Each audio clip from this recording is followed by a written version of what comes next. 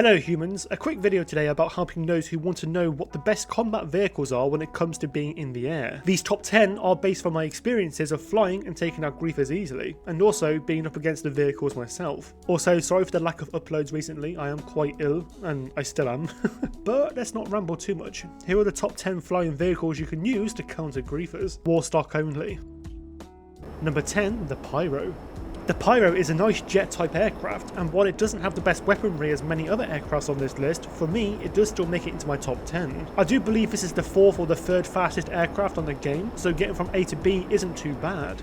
And on top of that, it's the only jet which is a 2-seater, which is quite useful if you're doing free-roam missions with your buddy who hasn't got a lot of vehicles. The Pyro can outrun majority of what's thrown at it, but what's special about aircrafts on here is that most of them don't work unless you practice in them. Anybody can spam missiles and kill from the Oppressor Mark II, but it does take more skill to fly, attack and evade in the Pyro. Honestly, I really did struggle doing a top 10 on this. I probably should have gone for top 15 or top 20 instead, but then I'd be listing the entire website. Number 9, the Akula Stealth Chopper.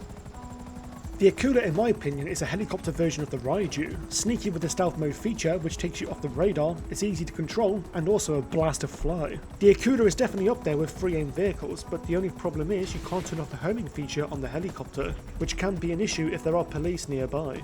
It does have decent explosive resistance, and it can also drop bombs. But when you do compare this to the Annihilator Stealth Chopper, it really doesn't compete, which is a shame it's forgotten about because the Annihilator Stealth actually came out 3 years after the Akula, and when other versions come out later, they're usually better, but in this case, nobody ever talks about it. The Akula is faster and can hold more players if needed, plus it's only 400k more than the Annihilator, so it's quite clear which is the winner here.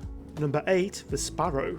While you can't technically buy the Sparrow on its own, you do need to buy the Kasaka first, but honestly, it's definitely worth it. But we're not here to talk about the Kasaka. The Sparrow is a very small yet fast helicopter, an aircraft which is often used for grinding free mode missions and also free aiming griefers who are on foot. It's definitely one of the most flexible helicopters on the list. The only downside is that if somebody is good at sniping, you might be taken out pretty quickly from this, because the front of the Sparrow is pretty much just made from glass. The helicopter also spawns next to you when you request it from the services menu, which to be fair needs to be more of a thing on aircrafts on this game. It spawns in faster than a regular vehicle does, and it often spawns much closer. They did buff the Sparrow in the recent years because when you landed this thing a little bit too hard, it would start to smoke already. And as well, they also added some pretty useful countermeasures to it, such as the chaff and the flares.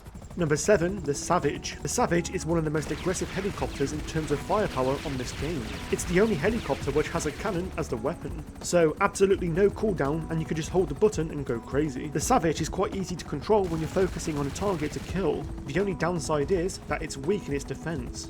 It will start smoking if you crash it slightly, and players on foot, on their oppressors or any type of aircraft will take you out of the sky pretty quickly. It does make sense in a way. It was a helicopter which was released in 2015, and back then heavy armor wasn't really too much of a thing for vehicles besides the Rhino and the Valkyrie. And as well, not a lot of things could have countered it. Anything that comes out today usually has decent armor protection, but that doesn't stop the Savage from still being useful. Number 6, the Western Rogue. Okay, so I did have a very hard time placing number 6, but I do have to give it to the Rogue. The aircraft is definitely godly once you've learned how to dogfight in it. Explosive MG, missiles homing and non-homing, the ability to drop bombs, I mean, what more do you want? It also steers incredibly sharp as well, which is quite useful when you want to get the hell out of the way of somebody who's trying to tail you. It won't outrun everything in the end, but you do have a good fighting chance. The explosive MG isn't good for taking out tanks in my opinion. It usually does take me about 2 to 3 runs to do so, but I could be just trash. I don't really fly this much anymore, but I won't forget all the good it's done for me in the past. Number 5, the B-11 Strikeforce. The B-11 Strikeforce is remarkably one of the most unique aircrafts on the game. It is slow in the sky compared to most aircraft, sure, but it sure holds its own with quite a decent armor protection and the explosive MG to assist it. Ground targets will struggle taking you out of the sky, which is always a +1 in my book, because explosive snipers and railguns are a thing. But luckily, it will take them a fair few shots, and depending on your situation, despite the lower speed, you can counter most aircrafts with ease if they come your way, even if you're not a trained pilot. But if you are a trained pilot, then I can speak for all of us here that the B-11 will absolutely help you out if you need it. Number 4, the Thruster. The thruster is one of those vehicles where you won't really be using it for dogfights. Well, firstly, the homing missiles on this are absolutely trash. Instead, this is your best friend for taking out ground targets, evading homing missiles by only flying straight, and also the only weaponized vehicle that you can fly in passive mode. The thruster has a unique flexibility, managing to go in certain areas that others can't. For example, down alleyways or underneath certain structures. It's definitely one of a kind vehicle, and dare I say, probably better than the Oppressor Mark II when it comes to most types of combat. Number 3, the FH-1 Hunter.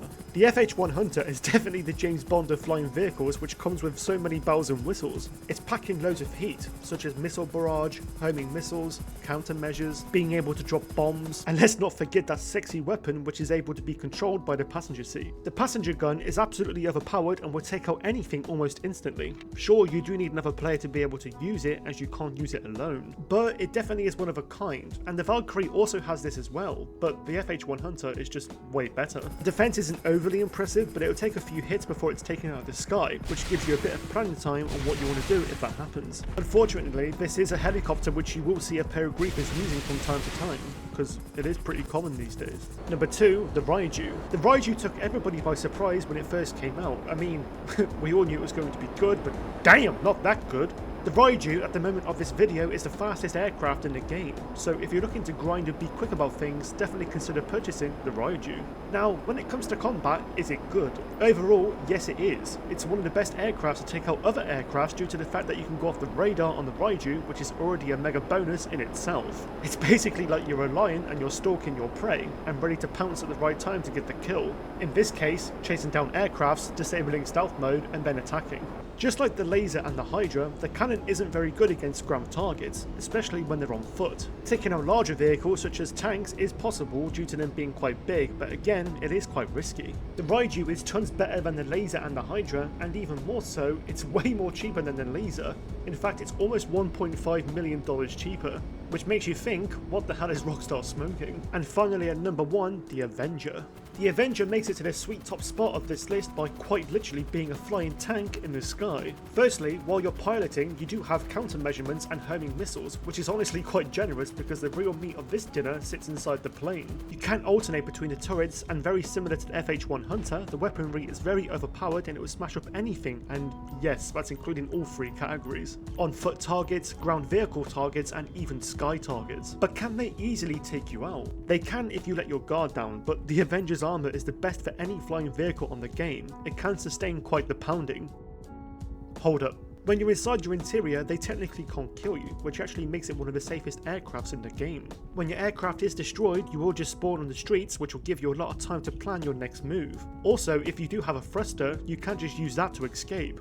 And don't forget, as I mentioned earlier, the thruster can evade homing missiles when you're flying in a straight line. So, who's laughing now? Thank you for watching, guys. Planes like the Sea Breeze and the Starling are also good shouts as well. I did actually struggle making this top 10. But what are your top 10? Comment down below. And with that being said, I'll see you again in the next one.